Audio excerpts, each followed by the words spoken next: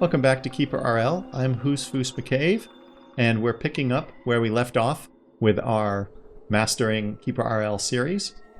When we did leave off, we had leveled up, and so we had to pick some knowledge. So I have decided we're going to take ironworking for a couple reasons. One, I want to give our warriors, and really everybody else, better armor and better equipment. And two, I want to be able to train the warriors up higher. So we will be creating iron dummies. We can't create adamantine dummies until we find adamantine, and that's going to be a little while. And we can also create a forge to make that better equipment. Let's go ahead and take that, and then we will install some iron dummies. So we'll put one here and one here. And we're also going to install a forge so that we can make iron-based equipment. You'll also notice that between episodes, I installed something that will allow you to tell whether I am left-clicking. See, that's a left click. It's got a little yellow circle. Or right-clicking. It's got a little red circle. So let me know if this is helpful, or more importantly, if it is a hindrance. If it's a distraction, I'm happy to turn it off. My hope, as with everything with this series, is that you're better able to follow what I'm doing. I will continue to try to say right click and left click, but in case I forget, then this will let you know what I'm doing. So the other thing we want to do, why is this not happening? Hello? Can somebody start working on this? Hello? What are you guys doing? Guys? Okay, I don't want to wait around for them, so I'm going to prioritize the creation of this and this and this. There we go. Oh, we're on normal speed. We should be on faster. But anyway, so before we do speed up, the other thing I wanted to talk about today was the base entrance. So there's no, again, as with everything in this game, there's no right or wrong way to do anything. But as you get further into the game and you're going to be attacked by the enemies, and they're going to come to your base, you want to make sure that your base is actually somewhat well defended. Oh, look, we have a harpy here. Wow, we don't have any ranged weapons yet, though. Oh, but it'd be really nice to get some archery. Anyway, that might be our next upgrade. So you want to make sure that your guys are, you want to make sure that your base is well defended against the enemies. And so if you think about, let me go up here. If you think about an enemy that's coming down here and goes down these stairs and then down these stairs, they're going to come here and they're right in the heart of our base. So this becomes very difficult to defend against. So what we want to do instead is create a situation where they get routed kind of out of the way, out of our main base, and that we can potentially stop them or get in the way of them. So what we're going to do is we're going to create a kill box. Again, as with everything, there is no right or wrong way to do this. This is just a way that I like to do things. And I'm still always playing around with it, so I welcome your suggestions if you have any other ideas. But let's get started. Let me show you a fully completed kill box that I put together. So here's the kill box, completely built out and staffed, as it would be kind of when we are much further along. Along the top here, we have spellcasters, and then below them we have archers. These are kind of interchangeable. Surrounding the stairs, we have melee fighters. And here we have a forbidden zone to keep our minions from stepping on this spot. The idea is that the enemy will come down here on the stairs, will be smacked by all these melee fighters, and will be blasted by the archers and spellcasters. The reason we leave this space open is so that any archers or melee fighters that don't have some sort of bypass, meaning archers that can't shoot past their allies or mages that use spells that might hit their allies as well, can target the enemies. And so that's how this would be set up. It'll be a long time, as I said, before we have this fully fleshed out in our colony, but this is the idea that we're going with. So let's return to Walrus 99 and his friends. So that would be ultimately the sort of thing that we want to create. We're not going to put down guard zones and stuff for the time being, and I'll show you why in a moment. But what we want to start with first My plan is to basically make the enemies that are attacking us come in here, like come from this way. That way, our guys who are in their beds, we can summon them quickly and they can come to the defense of the base. Later on, that will leave us plenty of space to put in dedicated quarters along here. So even once our guys get a little more hoity-toity and level up and so forth, and we put in dedicated quarters, they still will be ready to attack if a guy comes down here, or enemies come down here. So we'll start by just digging this out. And what we really want to do is figure out the extent of how far we want to go. And there's no real reason not to go all the way down here. I'm going to start with a choke point corridor. And then as we add in quarters, I might make this thing too wide. But to begin with, we want to always be prepared to choke the approaching enemies. So we're going to get this going. Our imps will dig this stuff out for us. I let that harpy go. We will want harpies. They are good archers. But we don't have archery yet, and so it's not all that helpful to us. Got another vampire warrior. Or we have a vampire warrior. We're not going to take them yet either, but you can see they need coffins instead of beds. Oh, look at this. Plus 30 spell speed. We could take a warrior, but we're going to... it's not important right now. So, what are our guys doing? Imps, what are you up to? Can you dig this out, please? Well, I'll come back when this corridor is dug out. And we're back. This imp, is just about to finish doing the digging. And then what we're going to do is flesh out or carve out exactly what I showed you earlier with that other Killbox. So one thing to know is it can be somewhat challenging, although it probably wouldn't be a problem in this case. It can be somewhat challenging to build along the edge of the map. So what we're going to do, and this is also helpful if you accidentally dig something out that you don't intend to, is we're going to put in some hard rock there. What I did was I went to structure, hard rock. It costs 10 stone. And then we're just going to put this back in. It'll just make things work a little bit easier when we build this out. It'll also make it look a little bit nicer. So you can see one of the problems with this super long corridor is it takes forever for guys to get here. But that's okay because it will take forever. Wow. This guy. Okay, check this guy out. He aggravates enemies and he can see in the dark. Like, this is a fabulous potential recruit for us. So we're going to take that guy, which means we need to put in another stone statue. So let's go ahead and set that up. We'll go ahead and continue to put it in Walrus's bedroom. We're soon going to run out of the ability to just drop in these stone statues whenever I want because we can only do 4.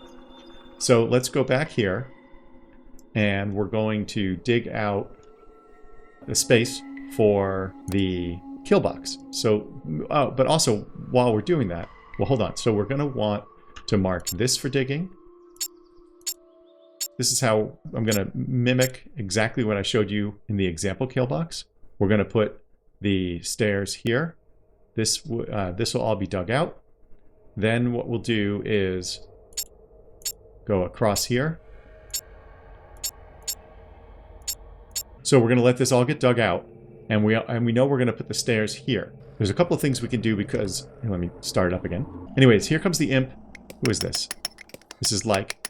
So here comes the imp to dig this stuff out. We're going to do exactly as I showed you in that other Killbox.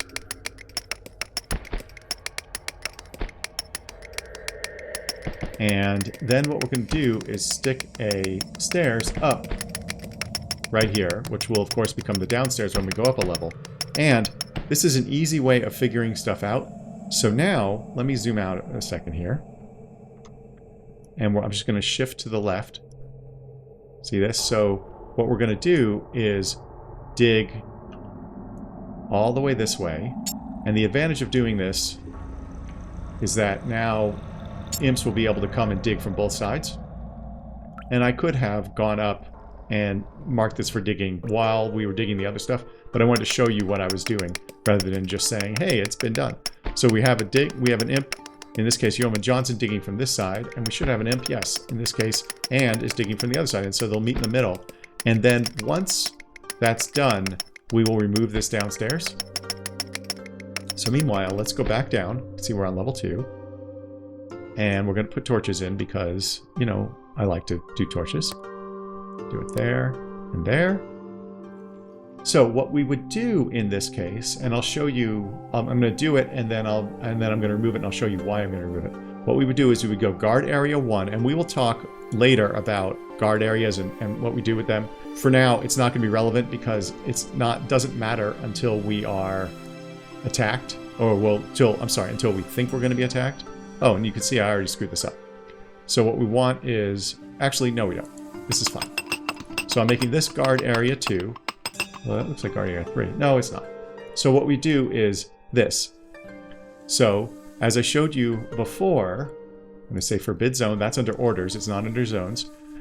As I showed you before in the fully fleshed out Killbox, this is where the melee guys will go.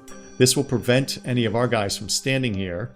This is where the archers or the spellcasters will go. It doesn't matter too much. In fact, it might be better to put the spellcasters here, but we can decide that and play around later. But this is how we'll lay things out. Now, what you'll see is you're going to start seeing messages up here that nobody is assigned to guard zones. Can we please get a shaman? So these, by the way, these don't get installed. They're just designated spaces. So you can put them down and take them out, and they're just instant. So you can see here, guard zones have been placed, but the guarding activity is not enabled for any minion. So this is why I am not going to leave the guard zones here. I don't want to enable guarding for minions because that takes away from their ability to do other stuff because they're going to sit here and wait for enemies, and we know we're not going to see any enemies for a while. So, but this is how I wanted to lay it out so I could show you. So let me just go ahead and clear all of this. Oops, that was not at all what I wanted to do.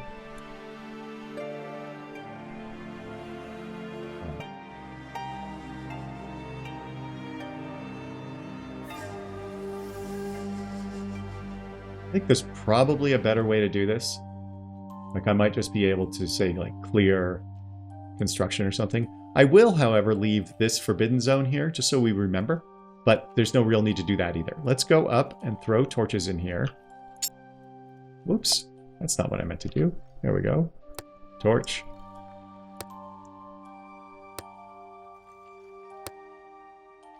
And like I said, once our... I'm going to go down a level. Once our minions demand private quarters, then we'll be fleshing this out so it won't be such a strangely long corridor. Up here, we might also do something a little bit different where we maybe have an eye that's going to be watching for enemies. We'll see. Those are things we can decide later because we know we're not going to be attacked right now. Now, oh, we do need to, by the way, remove this construction so that people only go down over here. And here we have a shaman. So we're going to take this shaman. So now we're at our population limit again. And what I might do, I am going to go down here and I am going to put another statue in to Walrus's bedroom because I want to be able to have... Oh, look, now it's not symmetric.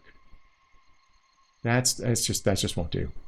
So I want to be able to grab a guy if we see somebody come along who's super juicy. Let's go ahead and put in that statue. But I'm going to try to be as judicious as possible because we don't have a good way of acquiring more guys right now. Like, see, this is great. Extra spell damage, training potential. And I could acquire this Goblin Wizard and drown one of our other ones, but I don't think that's necessary for what we're doing right now. So here's our shaman doing some training, and you can see the shaman has spirits, and these spirits get more and more powerful as they level up. So it's super cool. Plus the shamans they're so neat. With all these flying minions and stuff. They're just awesome. The next order of the day is to go level up. That's basically what we need to do. We want to take potentially Master Sorcery or Archery or even Traps. Traps are super useful. So there's a lot of different stuff that we can get. Or we might even want to take Chicken Breeding so we can continue to expand our population. So to do that, though, we obviously need to get our we need to get experience. Oh, by the way, I clearly forgot that we need to schedule stuff. So let me just refresh your memory here with the crafting table. Crafting table lets you create all of the leather stuff that we showed you before, that I showed you last episode and the episode before and so forth. The forge that we put in with our iron working allows us to create iron equipment. So what we're going to do is we're going to create at least enough, hold on, we're going to create at least enough for our warriors and for our keeper. Although we're probably going to, if we have enough iron, which we do have a lot, we're going to try to do it for everybody. We have 4 warriors and we have walrus, so we're going to make at least 5 chain armors. Each of them. Now, another thing to be aware of is, as you can see here, you can select these things. So if we wanted to, for example, say we want 100 iron shields, I clicked on this plus minus, and you can just specify the number. And you can get really huge numbers here. Let's set this up so it goes by 10, so you can get up to 1,000, things like that. In practice, I don't use this that much when we're creating stuff, because I like to sort of count 1, 2, 3, 4, 5 with the clicking. But when we're doing things like managing gold or making gold, when we get to that point in the game, it certainly is very helpful whenever you have to create a whole lot of things. Okay, I am going to reject all skeleton archers. I'm sorry, all mummies. We might want skeleton archers, so I'm not going to auto-reject them.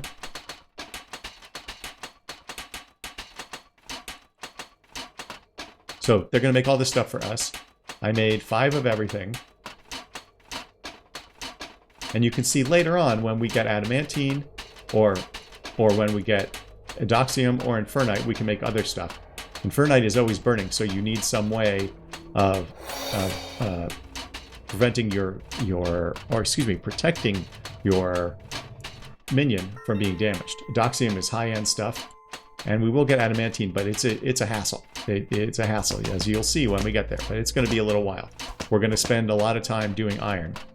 And so what I was saying before I rudely interrupted myself is that we want to go down and find more iron and more enemies so we can level up. So this is kind of how you go through the game until you end up going out on the map and attacking guys. So we're going to do that as soon as our guys are equipped. I don't want to be too impatient.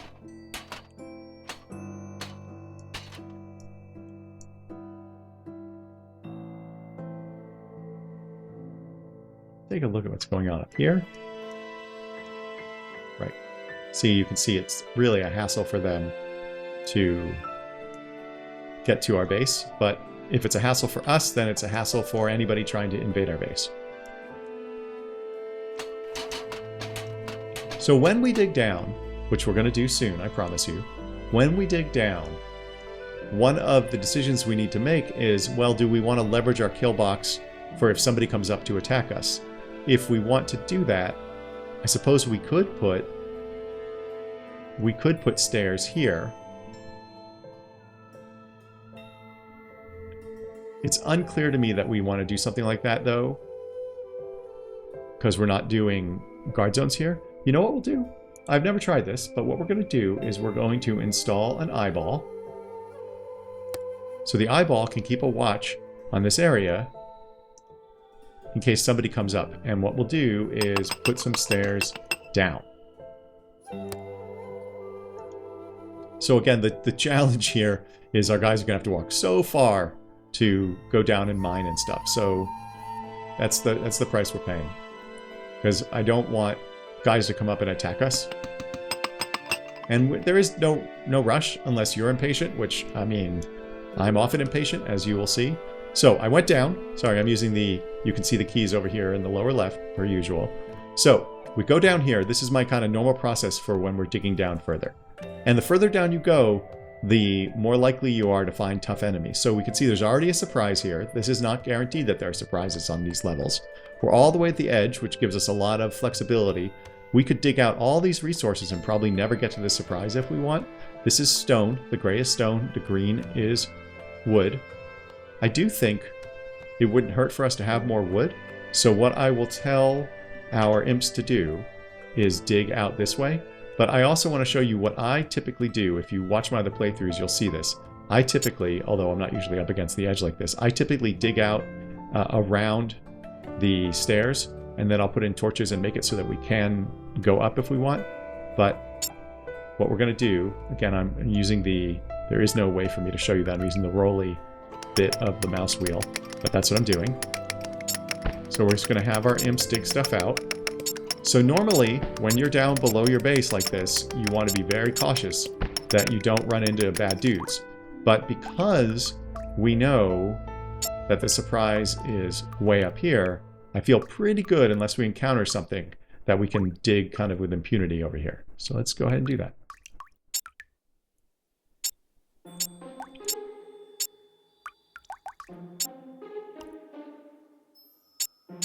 And I like to play zoomed in like this. You'll see me going like this to get a better view of things, but typically I like to play zoomed in. I just enjoy it more. I like being able to see the stuff.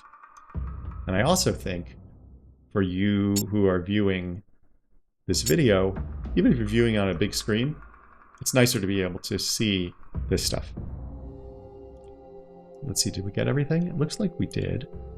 So we marked all of these. Yeah, and now if we were to go here, I'm sure we would run into a problem. So we're going to let our imps dig stuff out. See how they're doing. You'll notice here, I do not do 2 wide corridors. We could probably do it because we're not at risk, but it also takes a long time, but then, you know, because it's not like 2 imps are going to dig the same distance any faster. It just makes it easier for a second imp to get here more quickly, but that's okay. That's okay. So I also like to put down torches.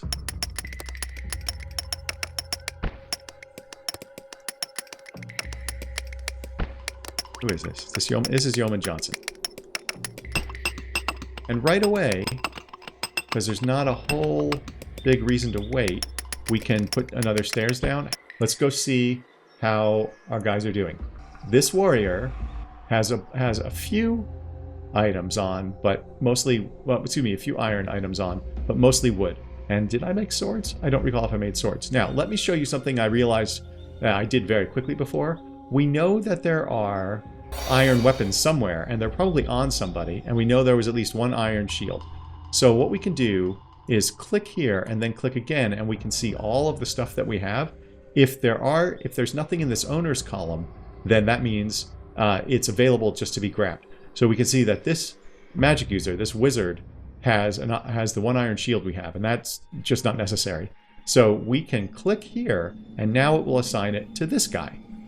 So this is different from the assign gear. This is individually assigning things. So if you decide you know that there's gear you would prefer to have on a particular minion, in this case we have a warrior and we would prefer to have iron stuff on them because they're going to be engaged in melee, then we can take it off of these wizards. See, 4 of these wizards have these gloves on. So, and this priest has gloves on, has iron gloves. So we're going to assign it that way. However, we are going to go over here to our crafting area, and we're going to make more stuff anyway because we still have a good deal of iron. So, oh, we didn't make any swords. So we definitely need, I'm going to say 5 swords, 1 for Walrus and 1 for each of our warriors. Now the priest and the shaman and the wizards will pick those up, so we're going to have to go back and kind of individually maintain them, or individually assign them, excuse me. And I'm also not worrying about our artificer being the one that creates this stuff. It would probably give us a +1 on all of the, versus just these warriors doing it, but we're not going to worry about that for now. We'll worry later when we have much scarcer resources that we want to get the absolute best manufactured items out of. So meanwhile, let's put in a couple more torches. We can afford, see, we are going through our iron pretty quickly.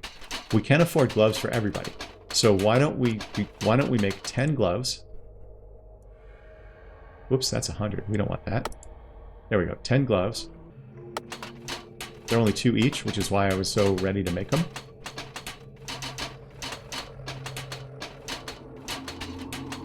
And this is part of what I like, is that it already is debiting our iron total. So why don't we make 1 set of everything for everybody? Not making the gloves, obviously.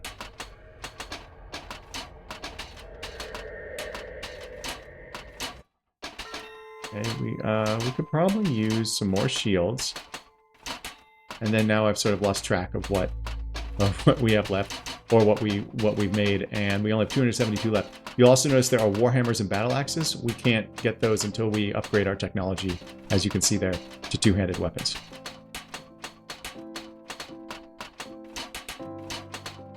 So we're gonna let these guys continue with this. Let's go down a level. Okay, our imps are still digging this out.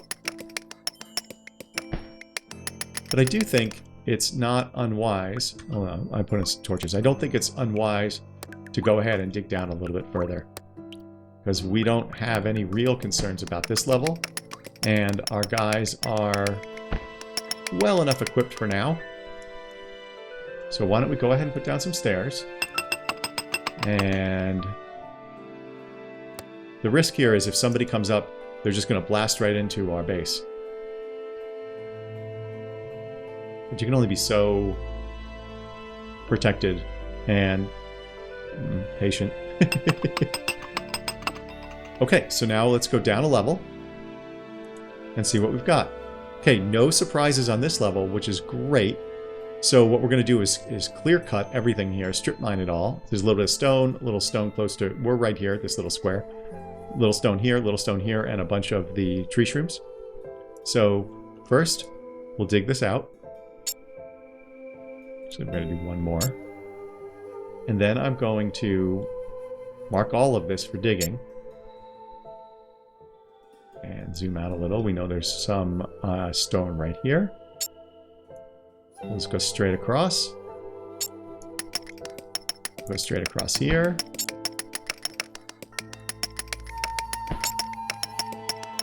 So obviously you can be a little bit more crazy with this digging out, since we know there's no surprises on this level.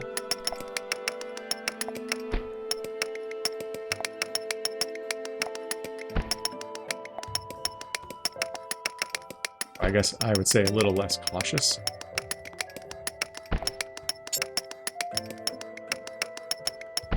I believe that's everything. Nope. No, there's quite a bit more wood, actually. Very nice. So we're not going to really be hurting for wood for a long time. And right now, obviously, you can see we haven't been using too much wood, but we will, because we're going to floor stuff. And flooring is stone or wood. And I tend to like to do the wood stuff. Just I like the couple of wood patterns. It's purely a personal choice. And there we go. So that stuff will get dug out. And we should be good there. Let's put in some torches.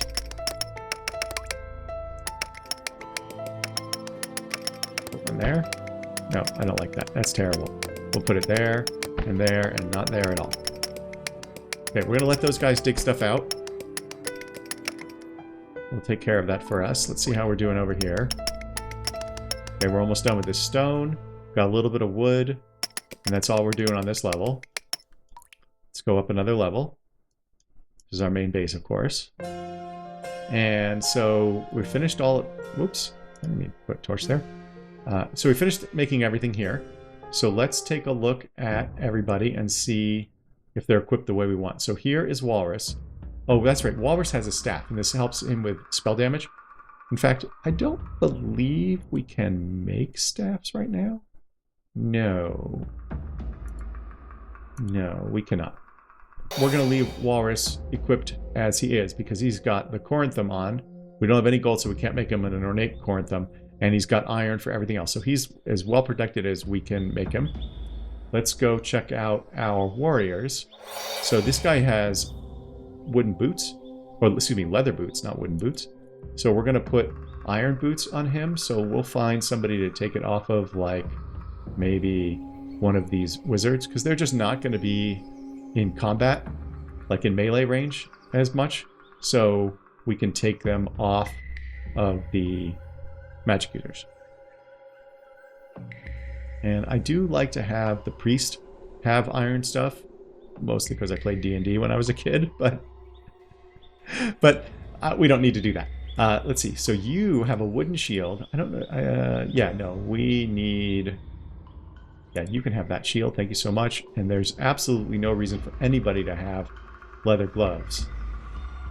I thought we made enough gloves for everybody to have iron. Yeah, what are you guys doing? Okay, I'm going to do assign gear now. Because maybe they haven't gotten their act together. No, what are you doing? Yeah, you should be able to put on... I'm going to replace this with iron gloves. You should be putting everything on. You are all iron. That's what we like to see. We confirm that Walrus has everything that he needs. And then now we can... Wait a minute. Does our Artificer have anything? Good. We don't... By the time our Artificer is getting attacked, we have a problem. Or is in combat, we have a problem. This chainmail is actually quite a bit better. Let's put that on Walrus. Because if you lose your Keeper, you lose the game. So now it's a little bit of kind of micromanagement that you probably don't need to do. But I like to do it just to make sure we are in as good shape as we can be. So now I'm going to go down a level. We're going to see where we are with the digging here. Okay, this stuff is waiting to be hauled back. And we're going to go down one more level. So instead of hauling everything back, our imps are digging out, which is fine. We don't care. We have plenty of resources for what we need right now. So let's see, before we end this episode, if we can... Oh, what are you, warrior? Fangs of Poison. Oh, that's really nice, too. Oh, that's really nice. So a Fangs of Poison basically gives this guy an extra attack that will do damage, in addition to whatever weapon he is wielding. Okay, let's go ahead and dig down one more level.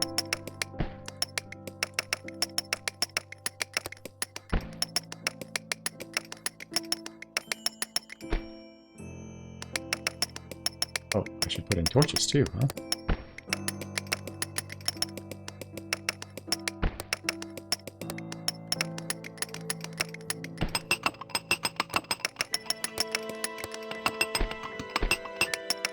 Okay, our stairs are there. I'm going to go down. Let's take a look. Okay, we have a surprise. Again, we're down here. This is where we're going to stay. We have a surprise here. This is gold. This is iron. This is stone. So if we're lucky, what we can do is run along here, go up here, and we'll actually get our first gold and a bunch more iron, which iron is flexibility for us. And we'll get this stone along the way. So let's mark this for digging. And then go up here. This is gold. Mark all this gold. Mark all this iron. Mark all this.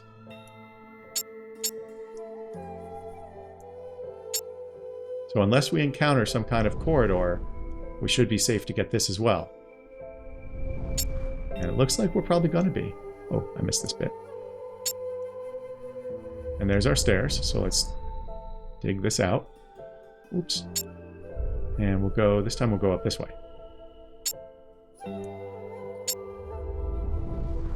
So, and this is how the early game goes. If you watch any of my other playthroughs, or really anybody else playing the game, you will see that this is kind of how things go to begin with. We want to be cautious of this guy. This could be anything. We can probably take this out. In fact, we almost certainly can. But there's no real reason to do it yet. Although, I am tempted. I'll be honest with you, I'm tempted because we could use the experience. How far are we? Oh, we need 450, so that's probably 2 battles.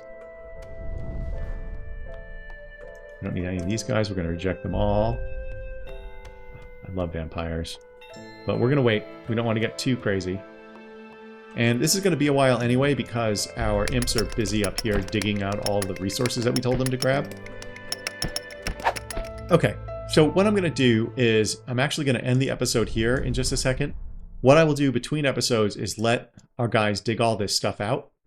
And then at the beginning of next episode, we will go after whatever the surprise is.